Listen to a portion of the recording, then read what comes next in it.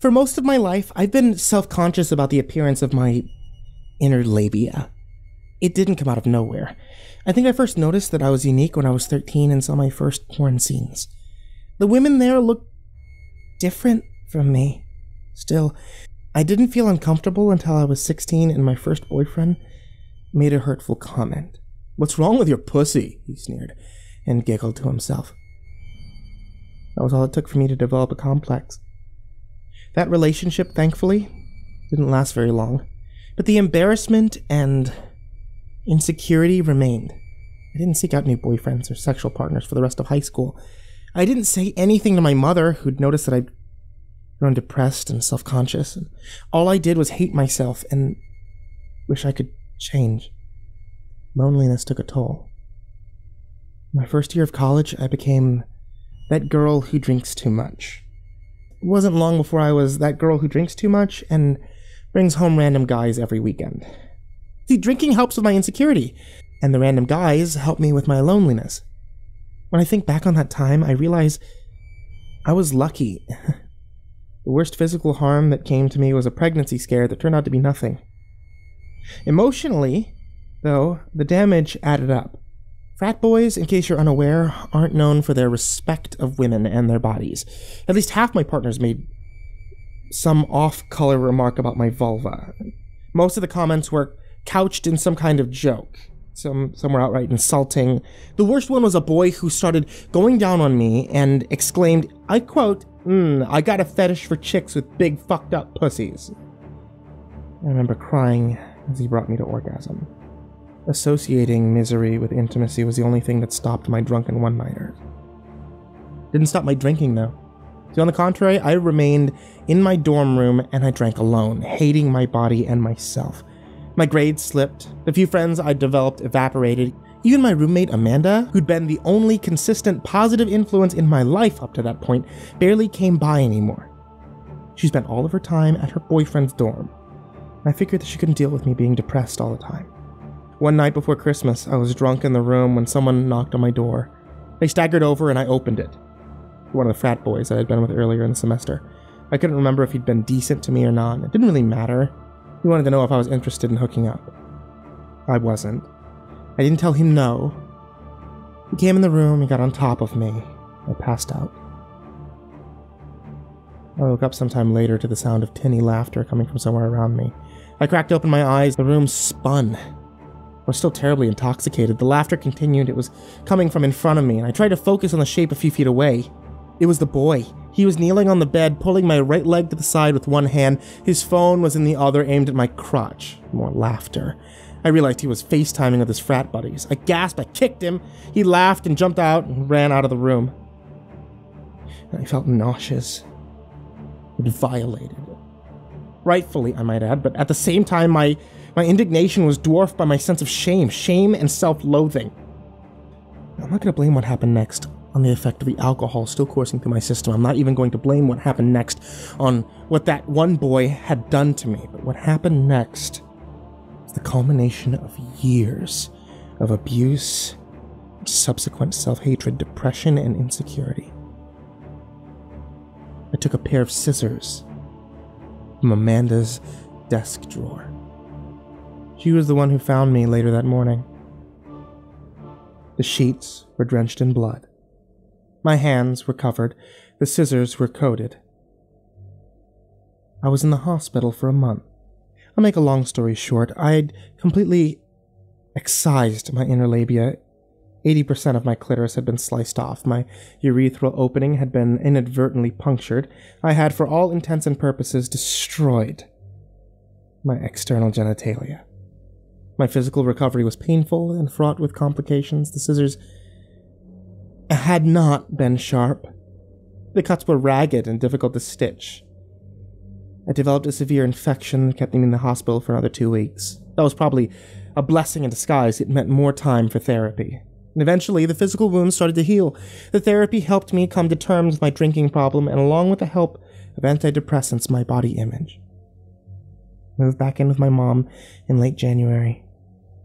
I wouldn't ever return to that college again. The next 5 years were spent working as a barista at Starbucks, never home. I developed a routine I was comfortable with and even made a friend or two. And I had frequent nightmares about my experiences at school, but I'd done significant work with my therapist on how to move beyond them. What I couldn't move beyond was the damage I'd done to myself. The effect of the scissors, the emergency surgery and stitches. But there was a lot of scar tissue. I had next to no sensation in my groin, and to me, it was even uglier than it had been before the incident. I discussed this with my therapist, and she told me plastic surgery could likely help me, and assured me that in time I would find a partner who would love me for who I am. And logically, I knew she was right. But my emotional side knew that it would take a very, very long time. I could not afford that kind of surgery. My health insurance barely covered my therapy. If I hadn't been under my mom's insurance when I harmed myself, God only knew what would have ended up happening. I began running out of outlets. Before I disfigured myself, I could at least blow off steam at the end of a rough day by having a big meal or masturbating, but I was terrified of gaining weight and becoming even more unattractive, and masturbation was out of the question. I had no hobbies, no direction, and nothing except my routine and my therapy, the latter growing less successful every day. A couple months ago, I was at work, mindlessly serving coffees and pastries when I saw a familiar face in line. I almost jumped for joy. It was Amanda. I hadn't seen her since she'd visited me in the hospital. We texted frequently, but since she lived on the other side of the state, I'd never expected to see her. I informed my boss that I needed to take my break, and sat at a table with my former roommate. We chatted pleasantly, albeit mostly small talk. She seemed reluctant to ask me my personal questions. It felt like she didn't know how much I could emotionally handle. Instead, Amanda veered the conversation to a strange avenue. She began talking about her religion. Now, I never knew Amanda to be a religious person. Not at all, in fact. This is a side of her I never expected to see. It's not like a religion, Amanda informed me. It's more like a sense of oneness with nature that allows you to bring change where change is needed. I nodded. It sounded a little new agey for my taste, but at least she wasn't telling me about the plight of unborn babies. Amanda continued. The last time our group met, I told them what happened to you. I mentioned how you endured so much pain and how it's going to affect you for the rest of your life. I felt a flash of violation, but I squashed it. I was sure Amanda hadn't told them about me personally, just about the incident. She confirmed that a second later. I didn't give them any specifics like your name, that you were my roommate, but I did say that you were very, very close to me, and because that's important in how we help change things. Now, what do you mean change? I asked. Well, hopefully, I mean fix, replied Amanda. I have something for you. She reached into her handbag and produced a jar of what looked like lotion. We blessed this. That blessing imbued it with a catalyst for change. I eyed the jar. It really did look like lotion. I opened it and sniffed it. It was lotion. Cetaphil, I think. Ma'am, what am I supposed to do with this? Oh, you apply it to your injury every night. You just do that and things will be back to normal. Things will be good for you again. I stared into her eyes. I could tell she meant what she was saying. My boss called over to our table and reminded me that my break had ended 5 minutes ago. Trust me, Amanda whispered. And text me if you have any questions, but I don't think you will. She got up and embraced me, and then she left. I finished the workday, obsessing over the small jar in my apron pocket. When my shift ended, I hurried home. I ate dinner with my mother, who remarked that I looked happier than I had in a while. I told her I'd seen Amanda, and I didn't tell her what she'd given me. Later that night, I showered, and I got ready for bed. Before I got into my pajamas, I opened the jar from Amanda. I smelled it again. I compared it to the bottle of lotion on my bedside. The scents were identical. I sighed. I felt stupid for getting my hopes up. Still, I did as Amanda had instructed. Scooped a fingerful of lotion from the jar, and I let it warm. I spread it over my hard, rubbery scar tissue that composed the remains of my vulva. Got dressed, turned off the lights, and I went to sleep. I woke up before dawn with a gasp. I had sensation, a tingly, prickly wave that ran up and down my scarred flesh. It wasn't painful or pleasurable, but it was something. Something after years of absolutely nothing. Days passed. I continued with Amanda's treatment cycle, and each day brought new sensations and something I didn't believe until I used a hand mirror to study myself. A diminishment of scar tissue. It was like new skin was growing. It was red and soft and puffy and entirely different from the leathery remains of my butchery.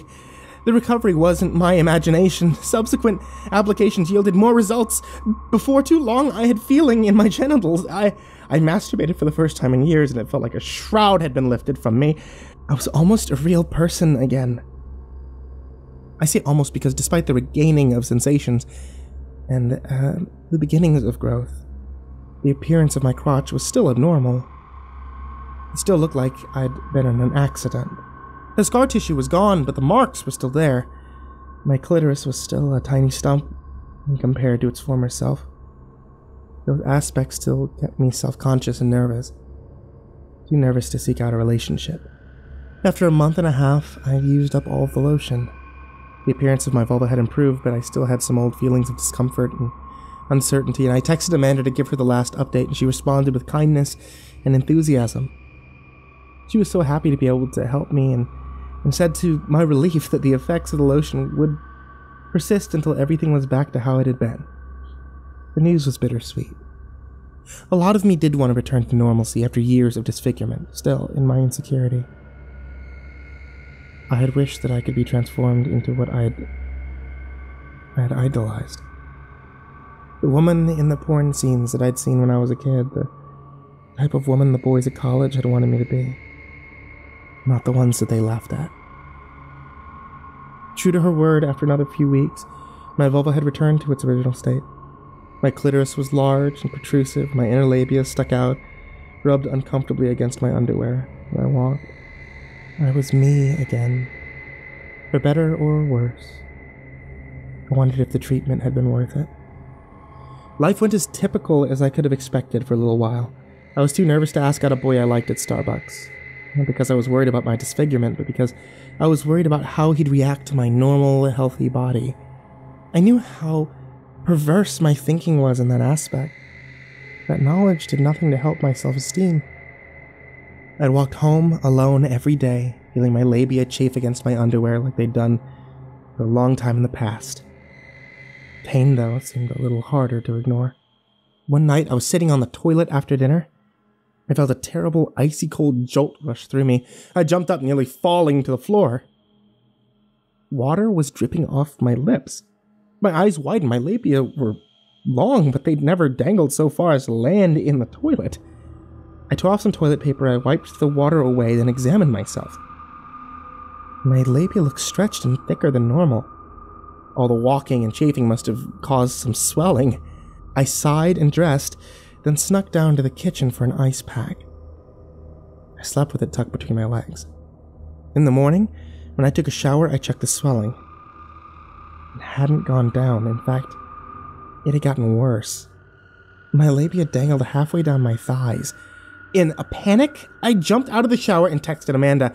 "Amanda, there's something wrong. Everything's bigger. What do I do?" "What do you mean?" "Bigger! My lips are bigger than ever! What's going on?" There was a pause for 5 minutes before her response. "Don't worry about it. It'll be back to normal. Bye." What? When? The message hung in space for about a minute, then returned as not delivered. I tried again. Same message. I started to cry. I didn't know what was happening to me. I glanced at the clock. I was late for work. I struggled into my clothes and took off running. The pain of every step was almost unbearable. Everything at work was the worst. The customers were rude. The orders were long and complicated. The other baristas had called out. I was alone with the manager, and he was in a wretched mood because of my lateness, and all the while I was in pain. My crotch felt like it was on fire. Pressure was building up against my underwear with every move I made, and it took every ounce of my emotional fortitude to not burst into tears. Finally, when there was a break in the action, I excused myself to use the restroom. I entered the room, I locked the door, and I pulled down my pants, and I screamed so loudly, I felt something tear inside my throat. My labia had been stuck to the inside of my underwear, and as I pulled them down, they unfurled to my shins. Each one was as thick as my hand, and I shrieked again and stumbled sideways, cracking my head on the toilet. Everything spun just like it had done that fateful day when I discovered the boy recording me with his friends, and this time it was different. I heard someone pounding on the door and yelling, asking if I was okay. I moaned in pain and fear, and I felt a cold and slippery sensation.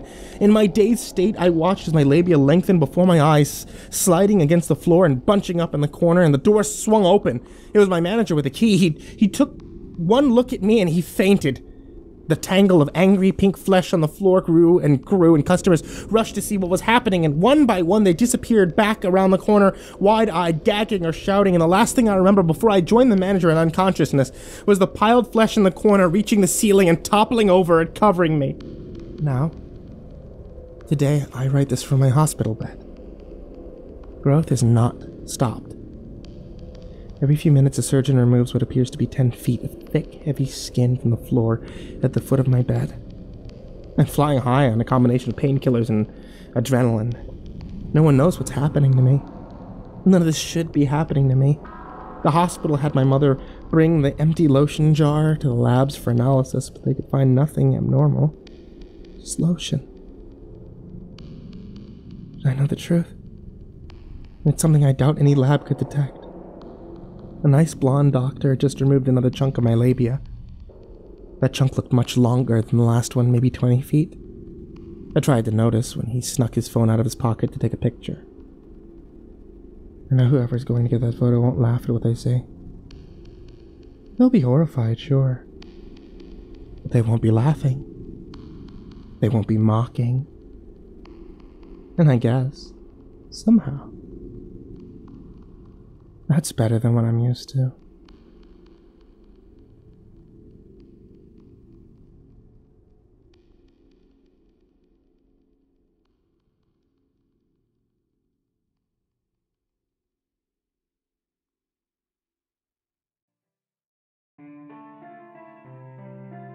Hey there, everyone who's listening on YouTube, or those of you who are listening on the podcast. It's me, MrCreepyPasta. And before you head out for the night, I just wanted to let you know about a couple of things. Without you, the show doesn't take place. So, if you guys would like to support the show, or if you guys would like to get your hands on a couple of cool little things whenever new things come out, check out patreon.com/MrCreepyPasta. And any support that you guys show, I really appreciate. So everyone who's already donated to the Patreon, I really appreciate it. You guys are amazing. And thank you so much for that. If you guys are looking for more Creepypasta Storytime, there's a new video that's uploaded to this channel or uploaded to the podcast every Tuesday, Thursday, Saturday, and Sunday now. You can be able to get more from me at facebook.com/MrCreepyPasta or on Twitter at MrCreepyPasta and then the number 0. Thanks so much for listening, kids, and for your support. And sweet dreams.